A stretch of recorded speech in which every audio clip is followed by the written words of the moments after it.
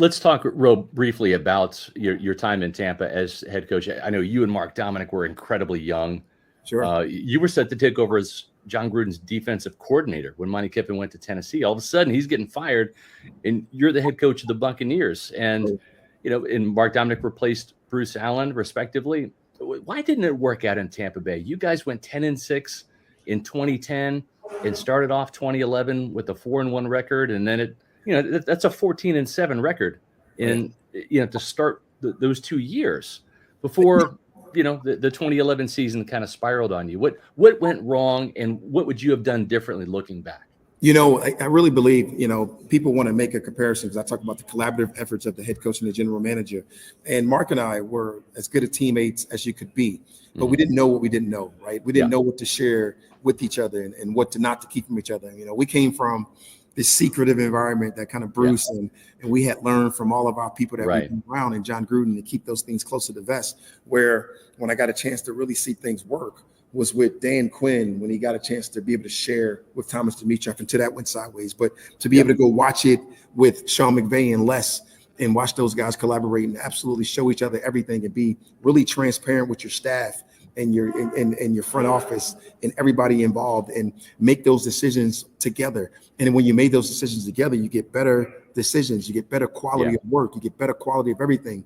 You don't have to worry about everything getting out because everybody feels invested.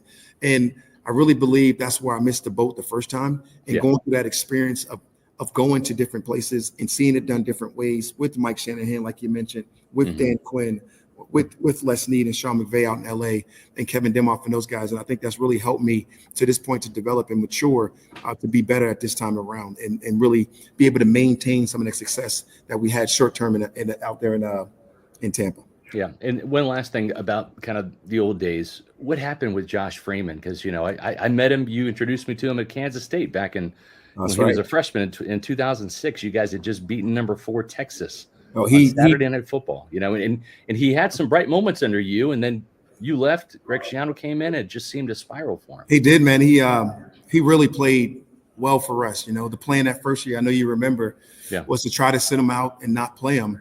And we couldn't get a win with lefty. And then we played a little Josh Johnson, who's still playing amazingly. Right. And then, when he went down, he ended up going into that first game, coming off the bye and playing against Green Bay and the Creamsicles. And we got our first win with him in the command. And it was one of those things where he was in that process of just grinding through games and throwing for 260 and 270, 1 week 220, rushing for 4 first downs in the game or 3 first downs in the game. And he controlled the offense, and we ran the ball really well. We had good coaches and Greg Olsen and some of the guys that I was able to work with back then. We made a lot of quick transitional changes from the front office, from our coordinators, from a bunch of stuff.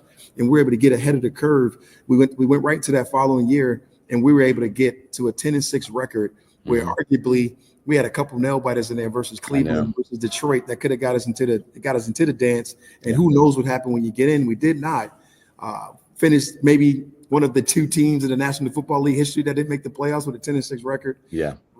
Go into the next year, hit the lockout, come out of that thing, start off, like you said, 4-1. And I feel like I made some young rookie mistakes or young coach mistakes by trying to start off right from there and not starting from the beginning and rebuilding that thing the way we needed to get it done in order to maintain that success.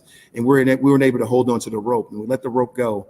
And I was hoping that Josh would be able to continue and grow and get better and better, but he eventually was able to flame out of there and not do so well in Tampa. I know he still lives in Tampa.